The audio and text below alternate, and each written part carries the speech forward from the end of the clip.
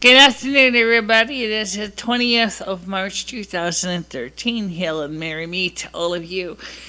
As you'll see, we are back in our usual spot. And, of course, brought to you by, as I said before, brought to you by Life. Life is a living classroom. Learning is fundamentally essential. And, of course, today is not really anything important.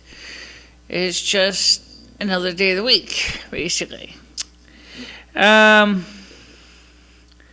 Today I wanted to, let you know that for those of you who did not see it, that I did a video yesterday. I put it on Facebook, and it explained how we do videos here at the Snow Queen Palace.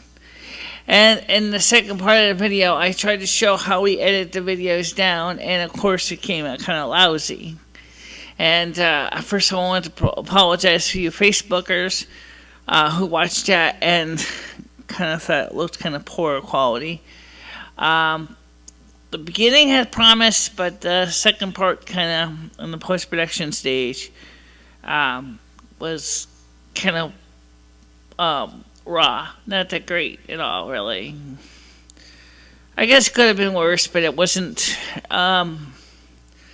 something I was really overall impressed with, but I guess that's just the way it works out sometimes. It's one of the reasons why, like I've said many times, I really need a partner. I really need someone to help me out here in the videos. Because when you're trying to do the whole operation, well, one-person operation, things just kind of get kind of screwy.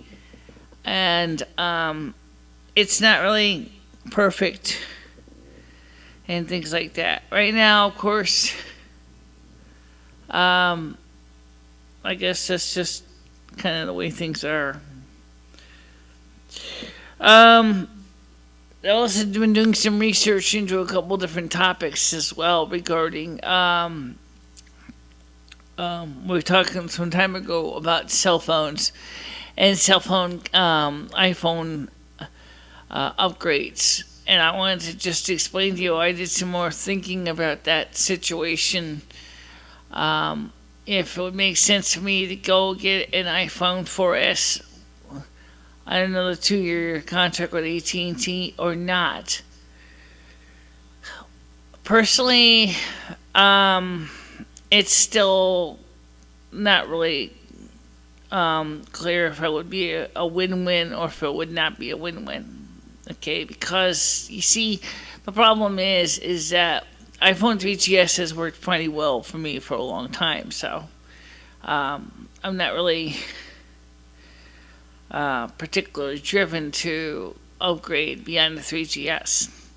Remember, the 4S and the 4 feature 2 cameras. That's a plus.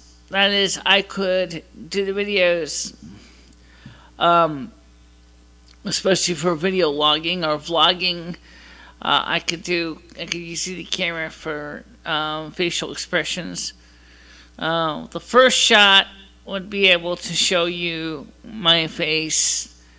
Instead of holding the camera backwards to show you my facial expression, you'd be able to see. I'd be able to hold the camera in a normal position, so I'd be able to see how I look on camera, make sure I'm actually in full view. A lot of times it's a guesswork to figure out if I'm actually in frame or not. Other thing is too is the same thing with the problem with the Samsung Galaxy, which I used yesterday's video. The same problem. Again, that's a touchscreen phone, so there was no easy way to be sure I was actually pressing the record button or not, because it was, it doesn't have any physical tactile reminder to let me know of where my fingers are sliding on the face. Plus, you also have additional keys on a Android phone: the home key, the back key, and the settings key. And they're all touchscreen keys, so they're not actual physical keys that I can, position my finger knowing where the other keys are. It's all basically guesswork. So, the other problem too with the iPhone 4 and 4S is the 720p video. Oh, most of the time we don't even need to go. We only do 640 with 480. So that's because our camera that I'm using now, the format converter does for everyday work 640 by 480. So for me to use higher resolution camera would look kind of jarring if I was mixing different video together, because you see one video in one video grade, and then you see a video in another video grade, and you may sense a sense of lack of continuity. So that's the reason I'm not really particularly too enthusiastic about it. Lastly, is that I don't really feel enthusiastic about getting stuck with a 2-year contract. Now, some of you might say is, go for it, it's good for you. Well, actually, no, it's not good for me, because I already looked at the economics and the cost factor. It's not something I find as an economical win-win at all. It's going to cost me a 2-year contract. It's going to mean that I'm going to be stuck having to deal with a higher monthly cost, and I'm not going to be able to immediately transport it over to T-Mobile, and I still am interested in doing that. So I looked at the situation and said, this is not economically feasible. Because I can take my iPhone 3GS, which is unlocked, once the contract is over, go over to T-Mobile, let me go ahead and set up as a prepaid or postpaid plan, and then work my way up and see how it's going to compare with AT&T. And if I like the plan and I feel it's better, then I could port my number over from AT&T, and I'll be able to see how it compares. That's the idea I want to try. Before I commit myself into a permanent plan, I want to see how it works. So that's what I want to do. By the way, AT&T is offering, actually T-Mobile. I'll show you 2 different companies. Let's talk about both of them first. Let's start with them in alphabetical order, which in this case would be AT&T. AT&T is offering a program something called wireless at home. In a sense, I call it wireless at home. Actually, I should call home at wireless, where you basically can port your home phone using the wireless connection, using GSM, and also supports HSPDA for 3G. Why does it need 3G? I don't know. Anyway, the point is what this does is it lets you use a wireless service connection to replace the wires that are on the pole, so that you can plug your old favorite household phones into this converter box, and it would allow you to share data and stuff like that, and be able to use your phones.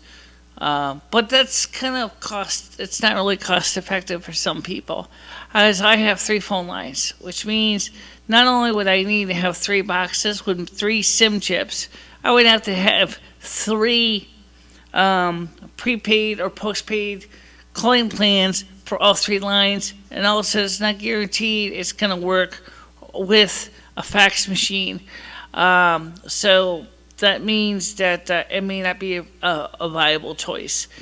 We'll have to see how that works out, because it may or may not work out practically. Second thing is that if you buy this box, it can say you can get it for free up front, but then it's not a full cell phone, so it's not going to give you access to short text messaging service, so you're not going to be able to check your messages. Okay, that's not going to be an option. But for some cases, I guess it'll be okay. By the way, you can also buy another GSM desk phone on eBay. It is unlocked. That, again, does the same thing. It is a complete phone. It looks like a regular desk phone, like a modern desk phone. I mean, kind of like this, I guess. Well, this is not quite the same league. So basically, it works kind of like this. It looks like a minor regular desk phone, except it's got a little cell phone antenna sticking out the back of the thing, and it has a handset on it, and so that piece of chocolate. Oh well, okay now, oh, leave it chocolate. Yum. Oh, sorry. That would be in the G category. Jeez. Oh. All right. Well, that's not cellular, so that doesn't count. Okay. Right, well, now for the T-Mobile side of things. T-Mobile is working very hard to make their network compatible for the iPhones to support 3G and 4G data. Okay, right now, originally, the T-Mobile's frequencies for AWS was on the wrong frequencies, and that was not compatible with the iPhone. And so they decided to, especially now that they're working with merging Metro PCS, which was approved by both the Department of Justice and the FCC. Now it's up to the stockholders of Metro PCS to approve it. The merger will allow them to benefit by swapping some network bandwidth around and establishing tower upgrades and new tower locations to allow for 3G and 4G service, including LTE on the on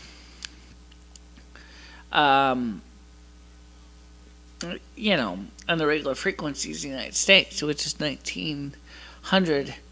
So now, not only that, here's some more exciting news: is that the reason why they're doing that is because they also are working to also become an iPhone working agreement with Apple to sell the iPhone, but directly, instead of just getting everybody's transporting their iPhones from AT&T to T-Mobile. They also will be selling Apple products as well in their stores. So again, that's something to think about. Kind of cool and exciting that this will be happening, and this has been officially documented that they will be selling Apple tablets and iPhones in their stores and online as well.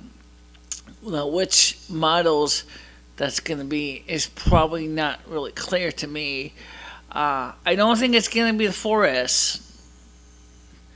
Would be nice. It would be nice because we know that the 4S will work with my eMac, as so I've been told, through 10.6.3 of iTunes, so I can update and keep my phone software to date.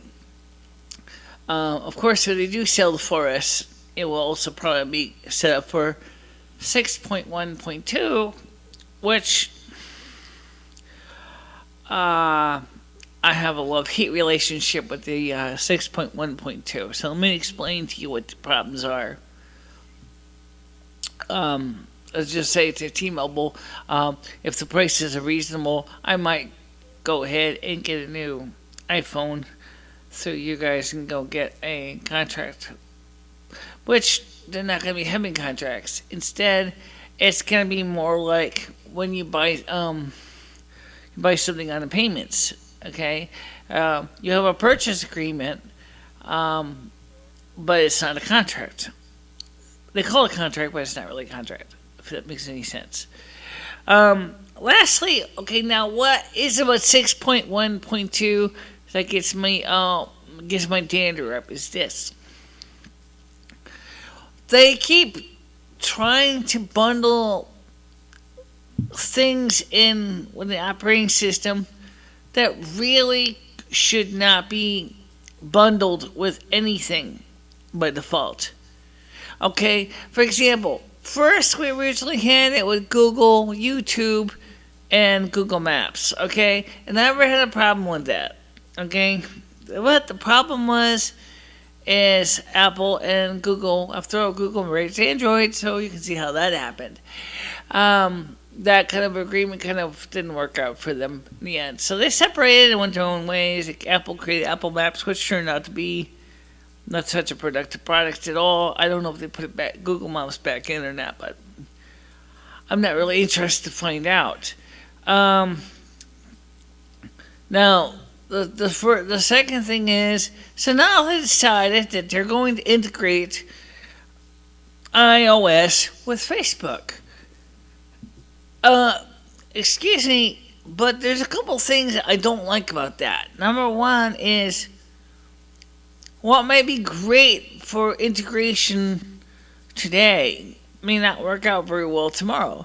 That is, let's say, for example, say in 2 years' time, you and Facebook have a falling out.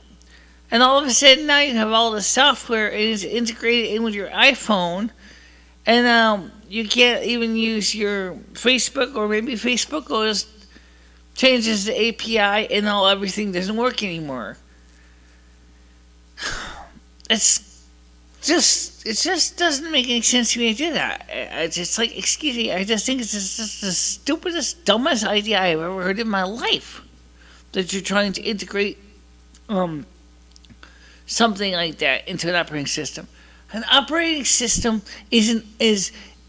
should be neutral. It is the program that makes your phone do what your phone's going to do. So if you're making phone calls, it should be able to make a phone call, okay?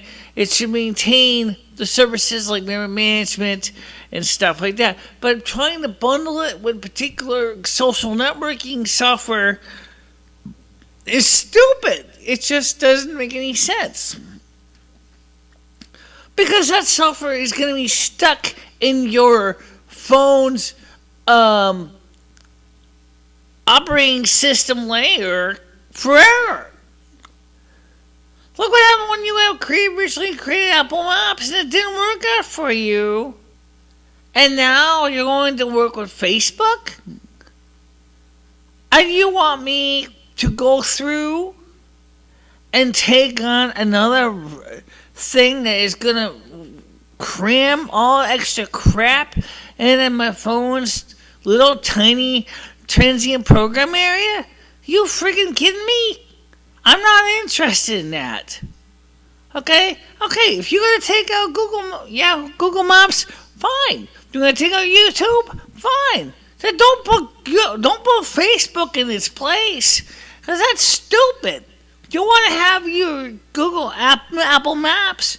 That should be a download. These things should be downloads that people can choose, and because the phone should be configured the way I want my phone to be configured.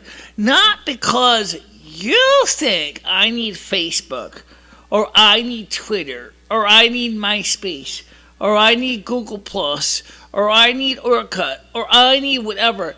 Let me, as the owner of the product, decide what I want. Maybe I don't want any of those things. Maybe instead I just want to be able to use the phone to play games, and that's all. So if that's the case, I want my main transient program area to be the most uncluttered and give me the maximum amount of megabytes available so I can play the games I want and the best performance on those games.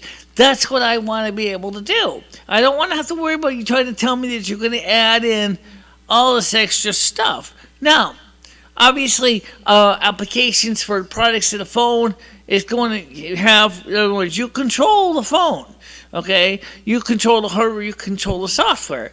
Okay, so yeah, I would like to be able to use my camera out of the box. So yes, a camera app would be considered acceptable. Yes, I want to be able to use my GPS function on my phone. So yes, and a map app would be a nice download. It could be a download, but most people would probably consider having that installed in the operating system. Because you own it. You created it. It's your product. So therefore, yes, putting that in the phone makes sense.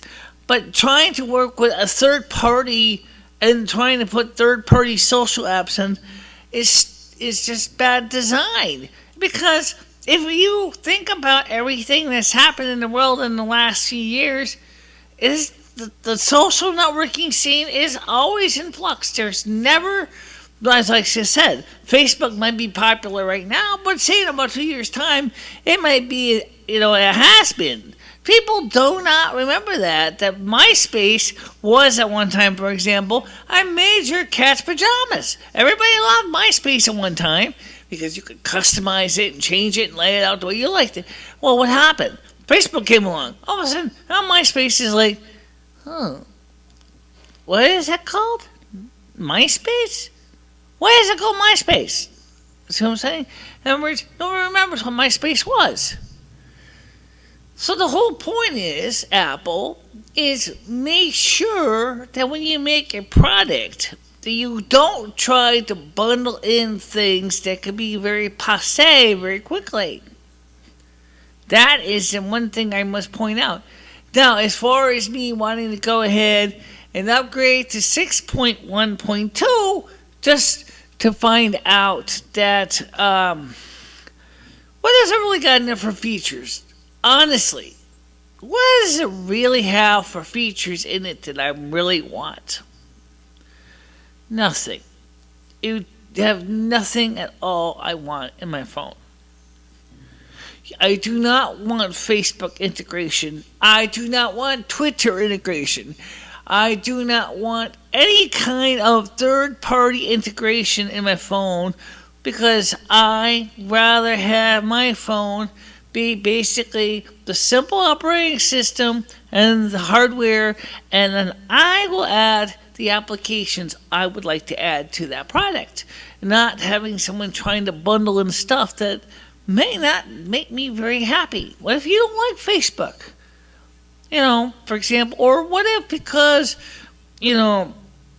various reasons, Facebook is really not acceptable to you, or maybe because maybe you had done something wrong and you were considered somebody that Facebook does not want on their network.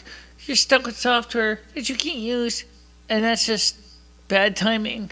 So I think it's the one reason I will not choose to go with 6.12. It's bad enough that the iPhone 3GS has only 256 megabytes of transient program area, and you're going to tell me that you want me to fill with cruft and extra junk and making my phone feel like someone who just has too many pieces of pizza and where basically get indigestion and they feel over full? Is that what you want my phone to feel like? It needs to have some Alka-Seltzer? Is that what you want my phone to feel like? Where basically it can't do anything because it's too logy? Well, excuse me, that's not what I want my phone to do. I want my phone, when I say to it I want to do a function, I want it to be perky, I want it to be responsive, I want it to work. That's what I want. I don't want to have full of things I'll never use. Okay? Now, in addition to that, another thing too is I found a neat thing. This guy was talking about for the 4 and the 4S. I didn't realize I could do it on the iPhone 3GS. I've had this one for 2 years. I'm always learning something new. Okay, and that is you have a taskbar. And I didn't know this. In fact, when I first clicked on it, I saw all these programs running in the background. I mean, lots of cruft that I had forgotten all about that was in my phone. So I did the double tap with the home key, which you do pretty quick. Tap, tap. And it shows you on the bottom of the phone, you can swipe it with your finger, you can see all the applications that are running. I had tons and tons and tons and tons and tons and tons of apps in there. I said to myself, oh my God. And then it said to me, if you hold down the app that you want to erase, let's say, for example, MySpace, okay? And you hold the key down for like 3 seconds, you'll see it turn into a little minus key tag on the top of the app, and then you just hit the minus, minus, minus, minus, minus, minus. It's not the same thing as erasing it. Please don't think it is. I didn't think. I was a little confused too. But what it does is every time you're in this taskbar in the task manager and you hit minus snap, what it's doing is it's quitting that application. That means that the transient program area is going to be increased because that program is not running anymore. That means that your TPA can be increased quite a bit. Okay? That means there'll be less swapping because even if you're running a program and it's swapping out into virtual memory, which is on non-volatile RAM, SSD storage, you can actually save time and swapping requirements by closing apps this way that you're not using. And yes, if you see that yes, you can close the phone app too. I don't know if that's going to stop you from receiving phone calls or not, but no one calls me anyway, so hard to say, But the whole idea is that doing that, you actually increase your TPA for your applications, and then you can go from there and start up new stuff. Now, by doing that, I found out I cleared up a huge amount of TPA. And now Facebook doesn't crash anymore because I closed all the other programs that were open. I mean, I didn't realize I had like 20 programs open at one time. I didn't realize that. So once you close that, and you know what? Here's the trick. Even when you shut the phone off, those programs are remembered. So even if you power the phone down, and then you start up thinking, okay, it's going to start over, it's going to clear my TPA, it's going to be all that. Guess again, sweetie, it doesn't. You know what it does? It reloads everything back into the taskbar, into the state it was before you closed the phone and turned it off. So by personally going into that taskbar with that double tap and closing all the applications, you start the phone from fresh. When that taskbar is totally empty and then you power it down, then your phone will truly be in an empty state when you turn it on. That's something I thought was kind of fascinating. Like I said, I've had this phone for 2 years and I'm learning all these new little tricks. Okay? Now, I also wanted to try to combine this video with the... Michelle, what? Don't. Please don't do that. I know what you're thinking, but please don't do that. Let me explain why I said that to Michelle. If you combine this video... Now, I grabbed this coffee. It was with my right hand, so it's me. Yeah. Okay. All I'm trying to say is, Michelle was saying is, why don't we combine this tour with this iPhone video? These are perfectly good separate little videos. And they should remain separate because it makes our description so much easier to write. If you combine them together, the people may not like it very much. Okay. So, I wouldn't do that. Okay, now, by the way, one more thing I wanted to talk to you about, people. It's my turn this time. Okay, go ahead. Please do not take anything that you heard me and Michelle say in the last video seriously. We were just having fun. Really, we were just having fun. That doesn't mean that we don't like to have fun. We do. And it's silliness and other things. Just demonstrates to us that, you guys think that we seriously I swear some of you people probably think we're just as exciting as a bag of potato chips. We're not. We are very much human beings. We do enjoy having fun. We like to play around and goof around, and just like everybody else does. And so you got a chance to see some of our humorous side of us. But please, don't take it seriously. We're always wanting to be sincere people. We want you to know the facts and the truth and the information. And so that's the reason that we wanted to make sure that you understood that we are here today to try to inform you and to educate you. But we also do have to let you know that we do like to let our hair down and have fun too. So please don't judge us because of our video is fun. I know you had 11 watchers on it. This is great. But I haven't heard any comments either. Neither has Michelle. We'd like to know why. Maybe you forgot how to reach us. So let's try again. You can reach us here on YouTube at www.youtube.com/bicachela4. And when you're out there sending us a comment, why don't you subscribe to the channel as well, and that way you could always be kept abreast of any new updates. Okay, anything else? Sure. If you need to reach us, if you don't want to send a public comment, you can email us too. You can email me at lumifiniStra@gmail.com. And you can mail me at bicachela3@gmail.com. We'd love to hear from you.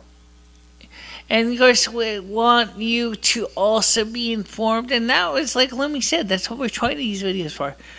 Look, folks, today is the first day of spring. I'm done my work for the year. Okay?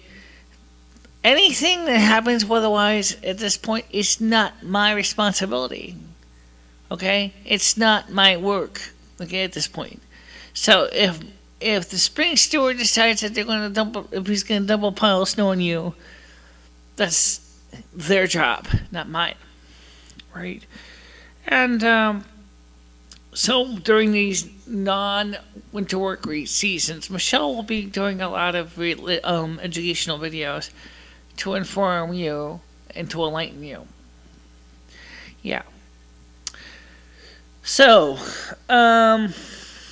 what I think is, it's me now, see, because I had the cup in my hand. Do we have to do this all the time with the cup? No, I just think, because like Sherry said to me that she doesn't understand how it works with two people in the same body, and that could easily be a whole nother video on its own right. Yeah. You're absolutely right. We can certainly do that. We will do that. But not today. Now, as far as what we're talking about, real quick here, my future plans. It's getting a little long, Michelle. Okay, I'll keep it short. I'm thinking I'm going to go ahead and set up a T-Mobile plan in early May and see how it works out before we commit to it. Because it's a prepaid, we can go ahead and activate a prepaid plan and then give it a good kick in the teeth and see if it does what we want. And if it does, then we'll let AT&T know, and then by porting our phone number over to T-Mobile, and so everybody will be all happy. Sounds like a plan. Sounds like a plan. So everybody, we're going to let you go, and I want you to enjoy yourself. Have a good day. Enjoy the first day of spring. Stay out of trouble, okay? Because I love you, and I want you to be happy too. And so do I. And so do I. And yeah, and just like we said, may you always have a nice day, and may your days always be merry and bright. And may the Mother God and Father God always find you to be a delight. Good night, everybody. Good night.